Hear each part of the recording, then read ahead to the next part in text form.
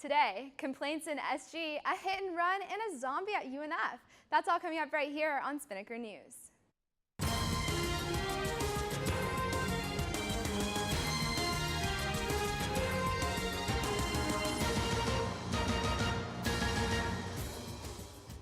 Hello Ospreys, I'm Taylor Johnson. You're watching Spinnaker News on Spinnaker Television. 6 judicial complaints were recently filed against SG candidates after last week's elections. True Rains, SG's elections commissioner, filed the complaints due to late or missing financial statements. The statements cataloged what each candidate spent on their campaigns.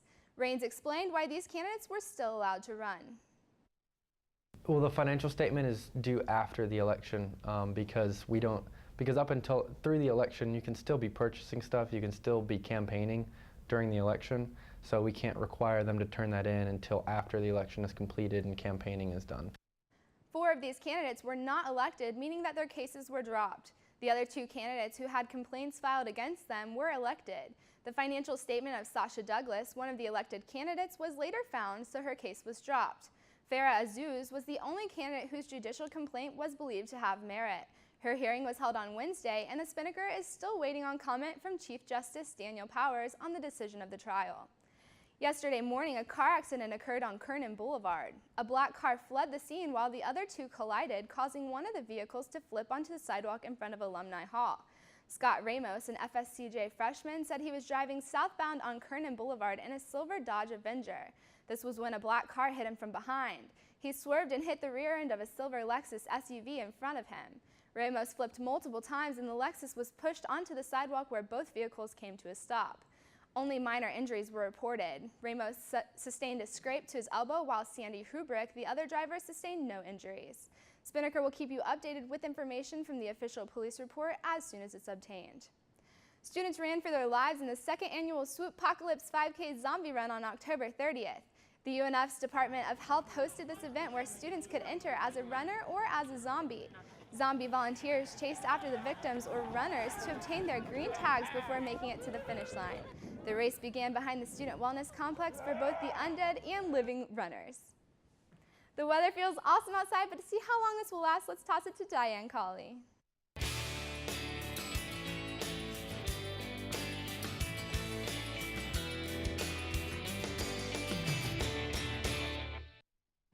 Good morning, Ospreys. I'm Diane Colley here with your Spinnaker weather update. It looks like it's shaping up to be a pleasant day today.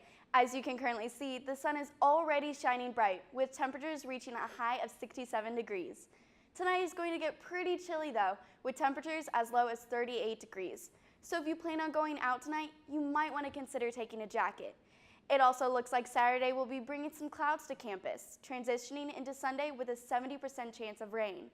Plan on catching some waves this weekend? According to Surfline, there will be swells from about 2 to 3 feet, which is about thigh to waist high. Well, that's it for today's weather update. Now let's take a look at your 3-day forecast.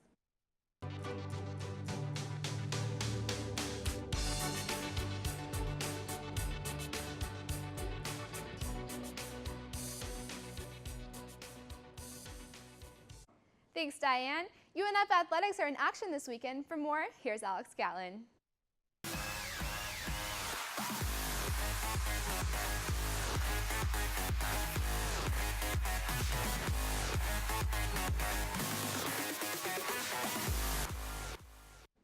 Good morning, Ospreys. I'm Alex Gatlin. Here's your Spinnaker Sports Report.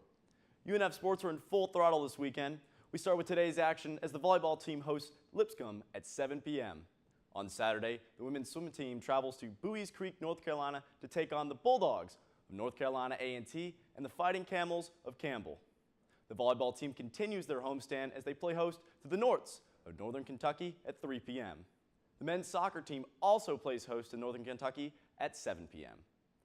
As for teams that are in action all weekend, the men's golf team travels to Hawaii for the Kui Anapali Collegiate Classic.